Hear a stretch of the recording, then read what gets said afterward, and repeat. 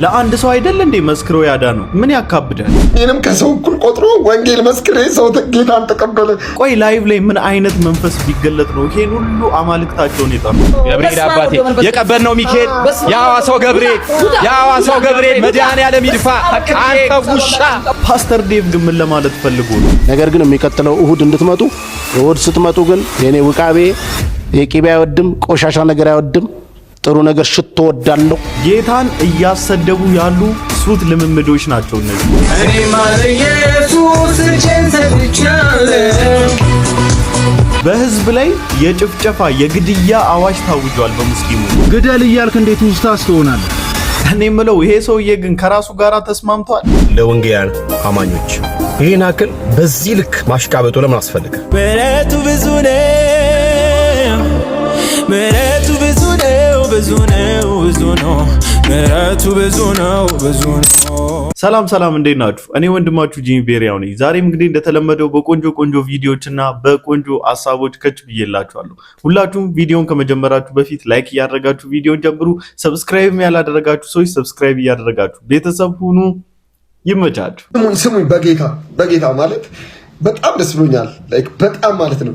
እግዚአብሔር እኔንም ከሰው እኩል ቆጥሮ ወንጌል መስክሬ ሰው ጌታን ተቀበለ። ዋው ጌታ እግዚአብሔር ኢየሱስ ያድናል። አመስግኑ ጌታን። ሰው ወደ ጌታ መንግስት መጣ። እንደዚህ ነው እንደ ወንጌል መስክራችሁ ሰው ጌታን ሲቀበል ደስ የሚለው። ኢየሱስ ያድናል። አሜን። የኛን ሁኔታ አይደለም፣ በቃ ማዳን እግዚአብሔር ነው። እንዴት ማንን ከየት እንደሚያድን በማን ትክክል ነው። ጌታን አመስግኑ። በቃ እግዚአብሔርን አመስግኑልኝ። አመስግኑ። እግዚአብሔር ይመስገን በሉ። እኔ ደስ ብሎኛል። እኔ የመጀመሪያ ነው። አላቆም እንደዚህ አይነት ነገር። ስሜቱን ግን አስባችሁታል? እኔም የሆነ ጊዜ እንደዚህ አይነት ነገር ገጥሞኝ ሰዎች ማለት ነው በቃ እናንተ መስክራችሁላችሁ የእናንተን እውነት ለእናንተ የበራላችሁን ብርሃን ነግራችኋቸው ከዛ እሱ ብርሃን ለእነሱ በርቶላቸው ጌታን ሲቀበሉ ያለው ደስታ፣ አረ በኢየሱስ እኔ አስታውሳለሁ ቸርች ይዣቸው ሄጂ ምናምን ነገር ጌታን ሲቀበሉ ምናምን የነበረው ሲቹዌሽን በስመ አብ በቃ ለየት ያለ ቀን ማለት ነው። ቀኑን ሙሉ በቃ ጥርሳችሁ ሳይከደን ምናምን አይናችሁን እንቧንቧ እያላችሁ ምናምን በቃ በጣም ደስ ይላል ማለት በሰማይም ታላቅ ደስታ ይሆናል ነው አይደለ? ታዲያ በቃ በሰማይም እልልታ ነው፣ በሰማይም ክብር ነው፣ በሰማይም ምስጋና ነው። ምክንያቱም ኢየሱስ ክርስቶስ እንኳን አንዲትን ነፍስ ለማዳን የመጣውና አንድ ነፍስ በእናንተ እጅ ጌታን ሲቀበል ያለው ደስታ በቃ ይለያል ማለት በምንም የማታገኙት አይነት ደስታ ነው። በቃ በጣም ዩኒክ የሆነ ደስታ ታውቃላችሁ። በዚህ ምድር ላይ ካሉ ደስታዎች በጣም ለየት ያለው ደስታ አንደኛ እራሳችን ጌታን ስንቀበል ያለው ስሜት ነው። ሁለተኛ ደግሞ ሰዎች ከኛ የሆነን ነገር ተምሮ የሆነን ነገር አውቀው እኛም ነግረናቸው ከላይፋችንም ሊሆን ይችላል ከአንደበታችንም ተናግረን ሊሆን ይችላል ሰዎች እናንተ የምትከተሉትን ብርሃን ያንን መንገድ ይዞ ብርሃኑን መከተል ሲጀምሩ ያለውን ደስታ የሚመስል ነገር የለም። አቶ እንዳልካቸው ዘነበ ለመጀመሪያ ጊዜ ፍሬ ማየታቸውን ገለጹ። ቀደም ሲል በጄቲቪ ታዛቢ በመሆን ይታወቁ የነበሩና አሁን ሙሉ በሙሉ ወደ ወንጌል አገልግሎት የገቡት አቶ እንዳልካቸው ዘነበ ለመጀመሪያ ጊዜ አንዲት ሴት ጌታ ኢየሱስ ክርስቶስን እንድትቀበል በግላቸው መርዳት መቻላቸው በማንባት በታላቅ ደስታ ተናግረዋል።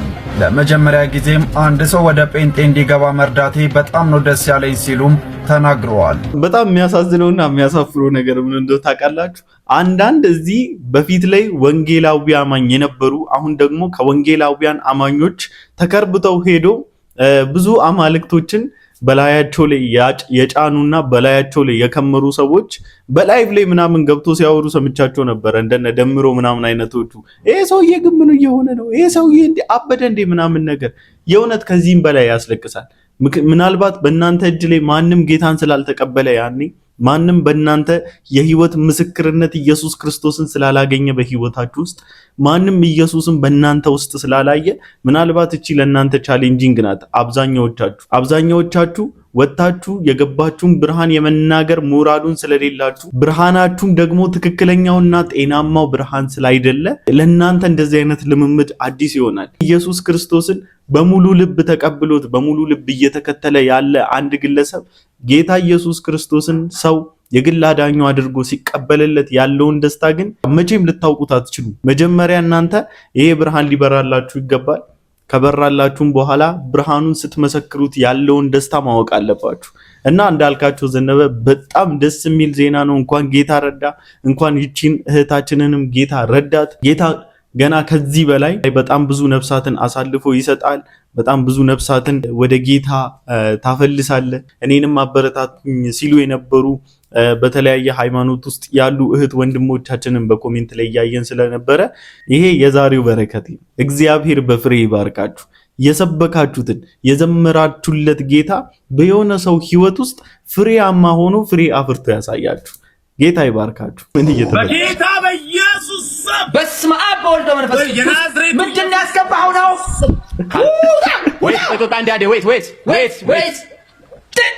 ገብርኤል አባቴ የቀበልነው ሚካኤል የሐዋሳው ገብርኤል የሐዋሳው ገብርኤል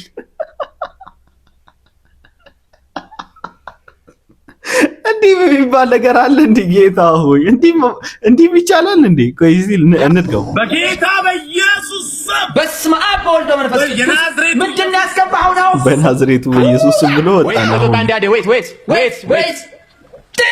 ገብርኤል አባቴ የቀበልነው ሚካኤል የሐዋሳው ገብርኤል መድኃኔዓለም ይድፋ አንተ ውሻ ኢሉሚናቲ። እሺ በየትኛው ለመዳን ወስናል? በቀበልነው ሚካኤል ነው ወይስ በሐዋሳው ገብርኤል? ከዚህ የባሰ ነገርስ ቢመጣ ማንን ልጠራ ተዘጋጅታል? መጽሐፍ ቅዱስ ሲናገር አንዱ ጌታ የሁሉ ጌታ ነውና ለሚጠሩት ሁሉ ባለጠጋ ነው ይላል። የጌታንም ስም የሚጠራ ሁሉ ይድናል ይላል። ታዲያ ቀጣይ ማንን ለመጥራት ተዘጋጅታል? መዳን በሌላ በማንም የለም። እንድንበት ዘንድ የሚገባ ለሰዎች የተሰጠ ስም እናንተ ኮመንት ላይ ጨርሱት። ጌታ ኢየሱስ ይወዳቸዋል። ተባረኩ። ዋው እኔ ግን ተመችቶኛል።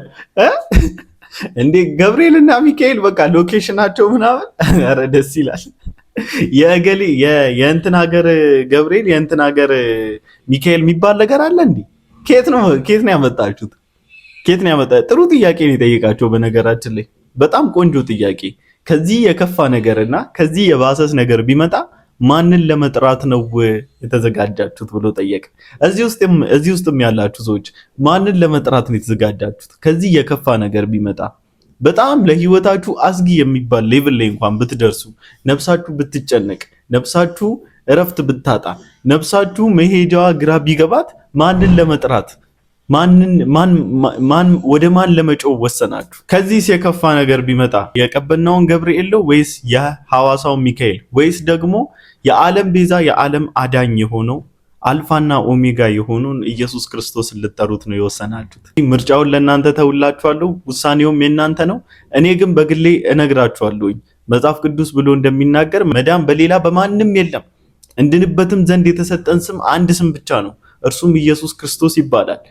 የዓለም ቤዛ የሆነው የዓለም አዳኝ የሆነው አዳኝም አድርጎ የተሰጠው የአጋንንትን ራስ ይቀጠቅጥ ዘንድ ስሙ ኃያል የሆነ አጋንንት የሚንቀጠቀጥለት አጋንንት በፊቱ ሊቆም የማይችል አጋንንት ሊጎራበጠው የማይችል አንድ አምላክ ብቻ ነው፣ እርሱም ክርስቶስ ኢየሱስ ይባላል። የትኛውም ሲቹዌሽን ውስጥ ብትሆኑ፣ በየትኛውም ሁኔታ ውስጥ ብትሆኑ ይህ ስም ያስመልጣል፣ ይህ ስም ያድናል፣ ይህ ስም ይቤዣል። ከዚህ ስም ውጪ ሌላው ሁሉ ገደል ናቸው። መዳኛም አይደሉም፣ ማምለጫም አይደሉም። እናመልጥበትም እንድንበትም የተሰጠን ስም የክርስቶስ ኢየሱስ ስም ብቻ ነው። ጌታ ይርዳችሁ። እያልክ እንዴት ውስታስ ትሆናለህ? ቪዲዮውን እንዳያስጠፉት 50 እና ከዛ በላይ ጊዜ በደንብ ኮፒ ሊንክ ሪፖስት አድርጉት። ያለ ጂሃድ ያለ ትግል ነስር የለም። ያለ ጂሃድ ያለ ትግል የኢስላም ዳር ድንበር ሊከበር አይችልም። ያለ ጂሃድ ያለ ትግል ሙስሊሞች በነጻነት የትም ቦታ ሆነው ጌታ አላህን ማምለክ አይችሉም። የግድ ነጻነታቸው እንዲከበር የኢስላም ባንዲራ ከፍ ብሎ እንዲውለበለብ ምድር በአላህ ሸሪዓ እንድትተዳደር ጂሃድ ግድ ነው። ጂሃድ ከሌለ እስልምና ውበት የለውም። ሁሌ መስዋዕት በመክፈል ሁሌ በመበደል መብት ሊገኝ አይችልምና ደግሜ እነግራችኋለሁ። 50 እና ከዛ በላይ ጊዜ በደንብ ኮፒ ሊንክና ሪፖስት አድርጉ። ኮሜንቱን ግን የኛ አምላክ እግዚአብሔር ነው የኛ አምላክ እግዚአብሔር ነው እያላችሁ አስጨንቁልኝ። እኛ ግን ለእግዚአብሔር አንገልለት፣ ምክንያቱም ፈሪ አምላክ የለን። እኛ ሕንጻ ሥላሴ የሆነውን የሰው ልጅ ገለን ቤተክርስቲያን አናንጽ። ምክንያቱም ክርስቶስ በደሙ ቤተክርስቲያንን አነጻት እንጂ እኛ ገለን የሰራናት ቤተክርስቲያን የለችም። በዚህ ልጅ ሐሳብ በደንብ እስማማለሁ። እነዛ ነፃነታቸውን ለማወጅና ዓለም በሸሪዓ ሕግ ትተዳደር ዘንድ ግን ጂሃድ እያወጁ በሌላ ሃይማኖት ውስጥ ያሉ አካላትን ለመግደል ወይም ደግሞ ለመጨረስ በሙስሊም በእስልምና ሃይማኖት ውስጥ ያልገቡ ሰዎችን ለማጥፋት እንግዲህ በሚዲያ ላይ ሲነጋገሩ ምናምን በጣም በተደጋጋሚ ብዙ ጊዜ ሰምተናል። አሁን ከዚህ ሰው ንግግርም እንደሰማችሁት ዓለም በሸሪዓ ሕግ ትተዳደር ዘንድ ማድረግ ያለብን እንዲህ ነው እያለ ሲናገር ነበር። ከዚህ ልጅ ንግግር ደግሞ የተመቸኝ ነገር ምንድነው? እኛ የምንገልለት አምላክ የለንም የሞተልን አምላክ እንጂ። እኔ ደግሞ ይሄን ጨምርላችኋለሁ። የምንገልለት የምንዋጋለት የምንፋለምለት የምንፋለጥለት አምላክ የለንም። እርሱ ነው ለኛ የሚዋጋልን ለኛ ጥብቅና እንኳን የሚቆምልን። ቆይ እነዚህ ሰዎች ግን ምን እየሆኑ ነው ያሉት? እኔ ማለ ኢየሱስ ቸንሰልቻለሁ ገድላት በሙሉ በደል መሆኑን አውቄያለሁ። አለማረሳቶ ለጊዜው ቢያብላላም በጊዜው ደረሰ ታወጋው ነውላ። ይሄ እኮ በጣም ነውር ነው፣ በጣም ነውር ነው። በጌታ አይደሉም ብላችሁ የምትሏቸው ኦርቶዶክሳውያን እህት ወንድሞቻችን እስኪታዘባችሁ የሚያደርሳችሁ እነሱ ብቻ አይደለም በሌላ ሃይማኖት ውስጥ እንኳን ያሉ ሰዎች እስኪታዘባችሁ የሚያደርሷችሁ ነውር ነው። ይሄ ክርስትና አልገባችሁ፣ የእውነት አልገባችሁ። ምንም ገና ናችሁ። ምንም ያህል መንፈሳዊ ብትሆኑ አመናፍሳችሁ የዓለምን ነገር መንፈሳዊ ማድረግ አትችሉ። በቃ አለቀ። ምንም ያህል መንፈሳዊ ሰዎች ብትሆኑ፣ ምንም ያህል ክርስትና የገባችሁ ሰዎች ብትሆኑ የዓለም ነገር የዓለም ነው። በቃ ምንም አመናፍሳችሁ እንደፈለጋችሁ በእግዚአብሔር ቃል ቀምማችሁና አሟሻችሁ ምናምን አሽሙድሙናችሁ አምጥታችሁ እዚህ ጋር መንፈሳዊ ያደርጋችሁ ልትስሉ አትችሉም። ይሄ ከአጋንንት ነው። ይሄ የአጋንንት ልምምድ ነው። ከጊዜ ወደ ጊዜ ደግሞ እየተለመደ የመጣ አንድ ነውር አለ በቤተ ክርስቲያን ውስጥ ማለት ነው።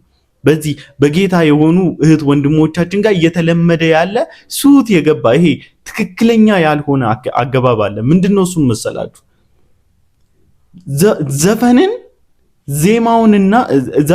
ዜማው እንዳለ ሙዚቃው እንዳለ ሆኖ ግጥሙን እየቀየሩ ለጌታ መዋጀት። በጣም ነው እንደምትዋጁት?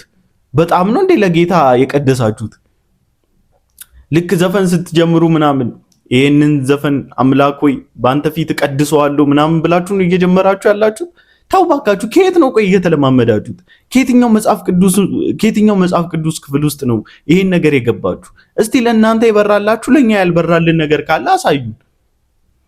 ምንም ያህል ነገርኳችሁ፣ ደግምላችኋለሁ። ምንም ያህል ብትመናፈስ፣ ምንም ያህል መንፈሳዊ ብትሆን የዓለምን ግሳንግስና ኮተት አሽሞንሙነ ለኢየሱስ ክርስቶስ ማቅረብ አትችልም።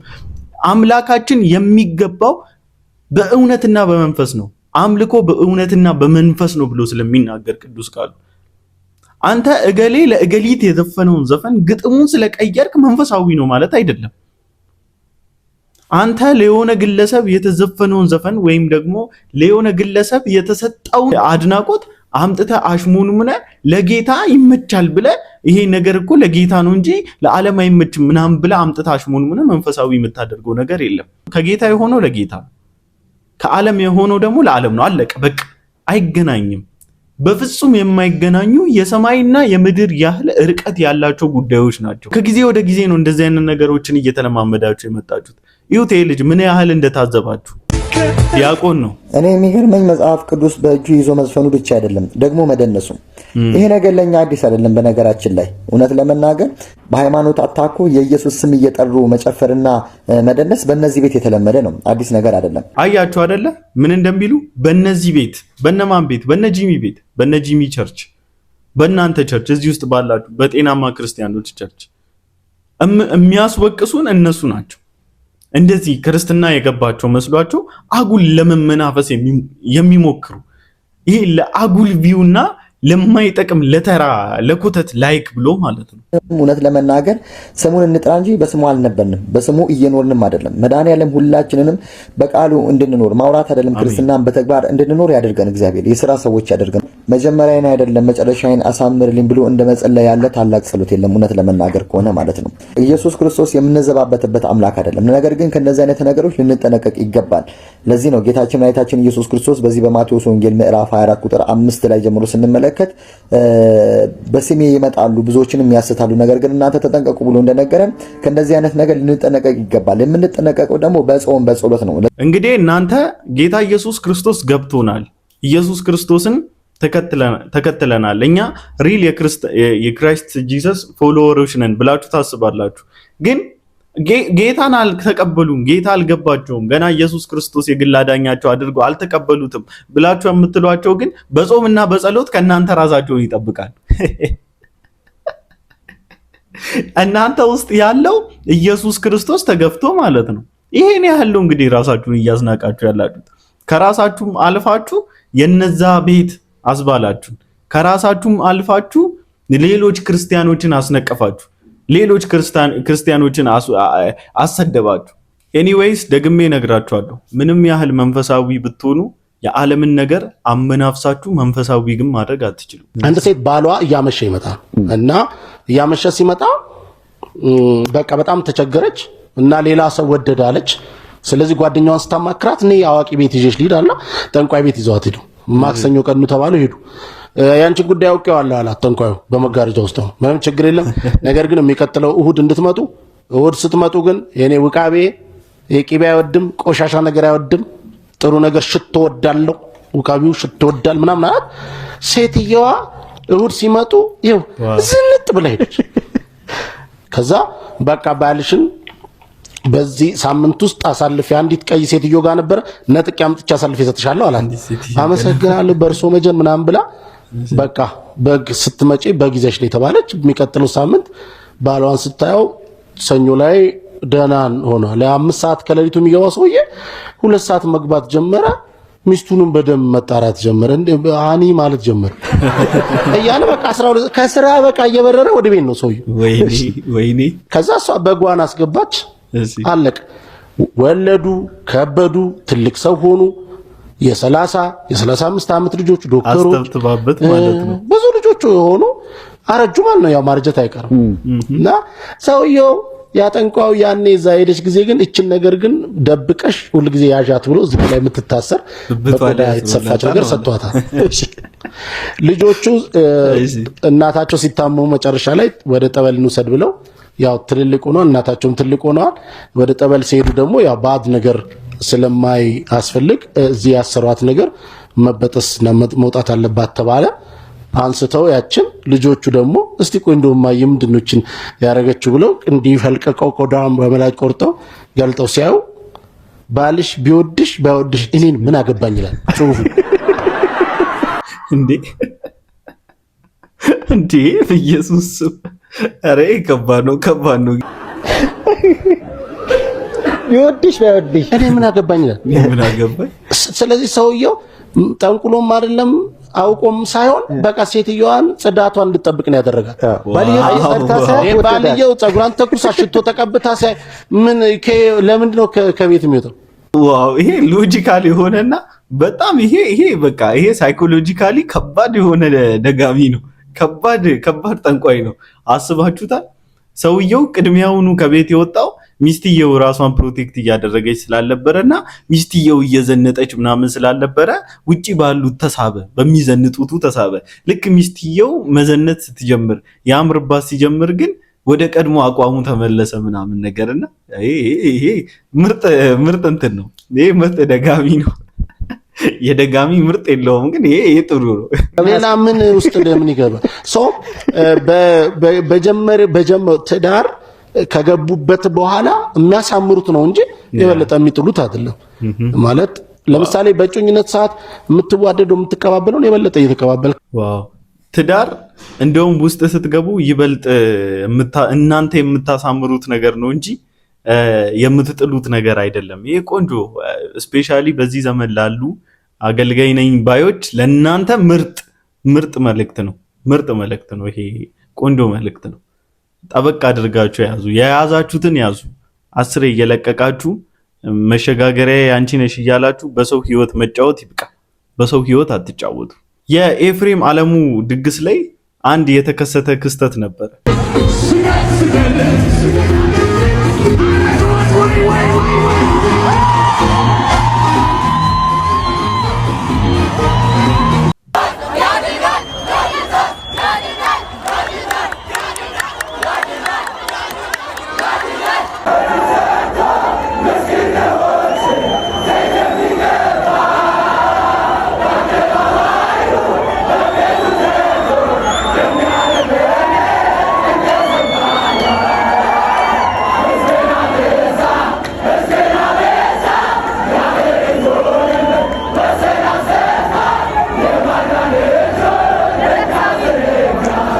ለወንጌላውያን አማኞች ይሄ የመዝሙር ኮንሰርት የተለመደ ነገር እየሆነ መጥቷል። ስፔሻሊ ይሄ ሌጀንድ የሚባሉ የድሮ ዘማሪዎች አልበማቸውን ከሰሩ በኋላ የመዝሙር ኮንሰርት እያሉ ያዘጋጃሉ። በዛም ላይ የተለመደ አንድ ደስ የሚል ካልቸር አለ።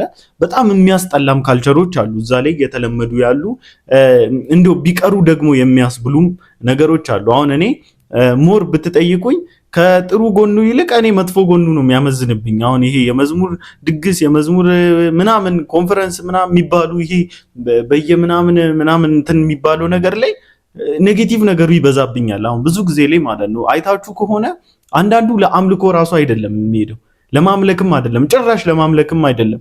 ለአንዳንዶቹ ሲምፕል ዴቲንግ ቦታ ናት፣ ዴት የሚደራረጉበት ቦታ። ሴቶቹ ብዙ ጊዜ ከቤትም መውጣት የማይፈቀድላቸው ከሆኑ ከቤት ወጥተው እንደልባቸው የሚሆኑበት ቀናቸው ይሆናል። ወንዶቹም ደግሞ የሚወጡ ሴቶችን የሚያጠምዱበት ዳያቸው ነው። በጣም ብዙ ስላየው ማለት ነው። ሁለቴ ሄጄ ያውቃለሁ። የበረከት ተስፋዬንና የይድነቃቸው ተካኝ ሄጄ ያውቃለሁ። በጣም ብዙ በዛ ላይ የታዘብኳቸው ነገሮች አሉ። በአይኔ ሲሳሳሙ የነበሩ ሰዎችን አይቻለሁ። በዛው በመዝሙር መሃል ማለት ነው። በመዝሙር መሃል አጋጉል አክሽኖች አሉ። ውሃ መረጫጨት፣ ተሸክሞ ምናምን መሮጥ፣ መገፈታተር ምናምን ከአምልኮ ያፈነገጠ ማለት ነው። ላይክ በቃ ሊትራሊ የዘፈን ኮንሰርት የሚያስመስል የሆነ ድባቡን በጭራሽ በቃ ለአምልኮ የተሰበሰቡ እስካይመስል ድረስ የሚያደርሱ ነገሮች አሉና እንደዚህም ደግሞ ከአምልኮ በኋላ ወጥቶ ኢየሱስ ክርስቶስን በአደባባይ ላይ የሚያውጁ ደግሞ የእውነትም ደግሞ ጌታ ኢየሱስ ክርስቶስን ለመስበክና ኢየሱስ ክርስቶስን ወርሺፕ ለማድረግ ደግሞ የሚወጡም አሉ። ኔጌቲቭ ነገሩ በጣም ብዙ ነው። በነገራችን ላይ በጣም ብዙ በቃ ከምነግራችሁ በላይ በጣም ብዙ ነው። የመዝሙር ድግስ በሚባለው ላይ አንዲት ማቃት እህት ያው ስሟን አልጠቅስም እና ከዚህ በፊት በየሆነ ሰው ያው የሱንም የማን ኮንሰርት እንደሆነም አልናገርም፣ ግን በዛ ላይ አንድ ፕሮግራሙ ካለቀ በኋላ በአንዲት እህት ላይ በጣም ጸያፍ ነገር፣ በጣም የሚያስጠላ፣ በጣም የሚያስነውር ብነግራችሁ ብዙዎቻችሁን ሊያስቆጣችሁ የሚችል ተግባር ተፈጽሞባት ነበረ በዚህች እህታችን ላይ በአንድ ዘማሪ ማለት ነው። ያው ለልጅቷ ፕራይቬሲ ስለው እማልናገረው እና በጣም ኔጌቲቭ ነገሩን በዛብኝና መሄድ አቆምኩ። ሊትራሊ ማለት ነው መሄድ አቆምኩ። የሚሄዱ ሰዎችንም መደገፍ አቆምኩና መልካም እኮ ነው ሐሳቡ መልካም ነው፣ ደስ ይላል። ማምለክንም የመሰለ ነገር የለም። በህብረት ደግሞ ማምለክ፣ በአንድነት ደግሞ ማምለክ ደስ ይላል።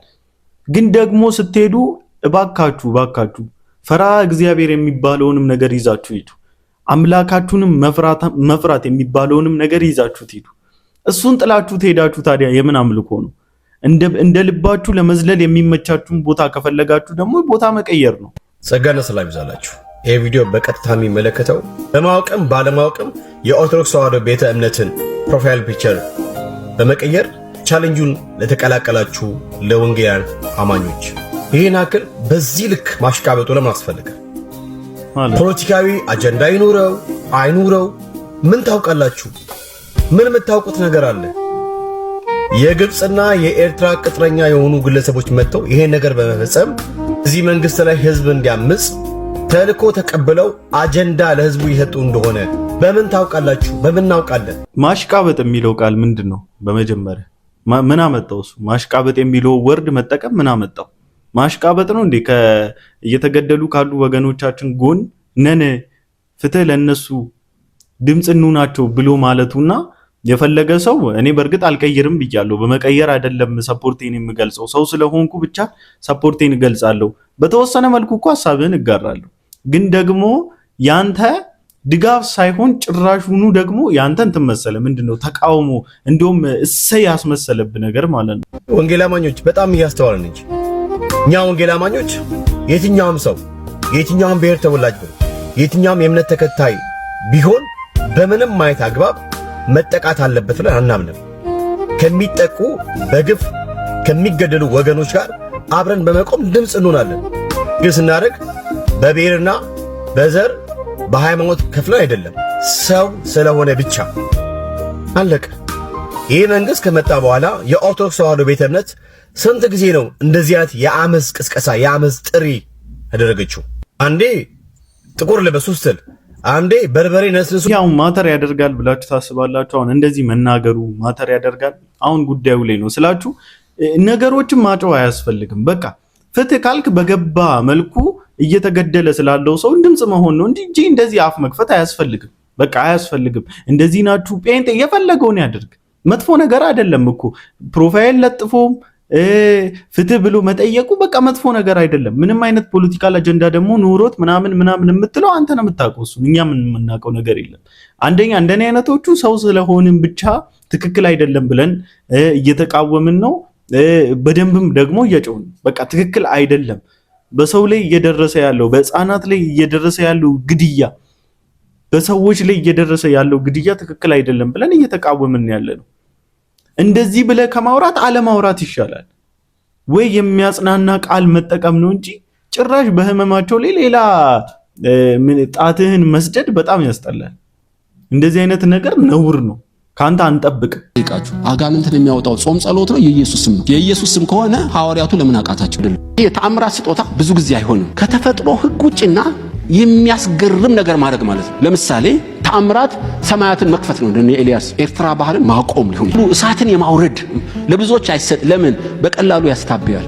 ጳውሎስ እንደዚህ ያለ ስጦታ አለው። የሰይጣን መውጊያ ግን ገጥሞለታል። በመገለጥና በኃይል ብዛት እንዳይታበይ እግዚአብሔር እንደዚህ ያለ አደራረግ ያደርጋል። ለምን? ይሄ ስጦታ በጣም አሳሳች ነው። በቀላሉ ያስታብያል። ስጋና ደም ስለሆንን ጌታው ይሄንን እሳት ላይ የሚንከባለለውን ከዚህ በፊት ውጡ ስንል አጋንንት ወጥተዋል። ይሄኛው ለምን አቃተን አሉት። እንዴት ነው ያቃተን? አንተ እኮ አስወጣኸው። በጾም ጸሎት ካልሆነ እንዲህ ያለው ወገን አይወጣ። እስቲ ልጠይቃችሁ፣ አጋንንትን የሚያወጣው ጾም ጸሎት ነው? የኢየሱስ ስም ነው? የኢየሱስ ስም ከሆነ ሐዋርያቱ ለምን አቃታቸው? ኢየሱስስ ጾም ጸሎት ለምን ጨምሯል? ጾምና በጸሎት ነው ያለው እኮ አጋንንቱን ለማውጣት አይደለም። እንደዚህ ያለ ተአምር ለማድረግ አንተ በጾም ጸሎት መድከም አለብህ። ከጌታ ጋር መጠጋት አለብህ። ያለ ጾም ጸሎት ክብር ቢገለጥብህ ትንሽ ክንፍ ያወጣ ነው የሚመስል። ብራዝ ጾም ጸሎት ይዛለ ጴጥሮስ እንጂ አጋንንቱ እኮ ከስሜ በላይ አየሩ። የሚገርም ነው። በቃ የሚገርም መረዳት አይደል? ከአምላካችን ጋር ያለንን ፌሎሺፕ ባጠነከርን ቁጥር ነው በአጋንንቶችም ላይ ያለን ስልጣን ከፍ እያለ ይመጣው ብዬ አስባለሁኝ እኔ።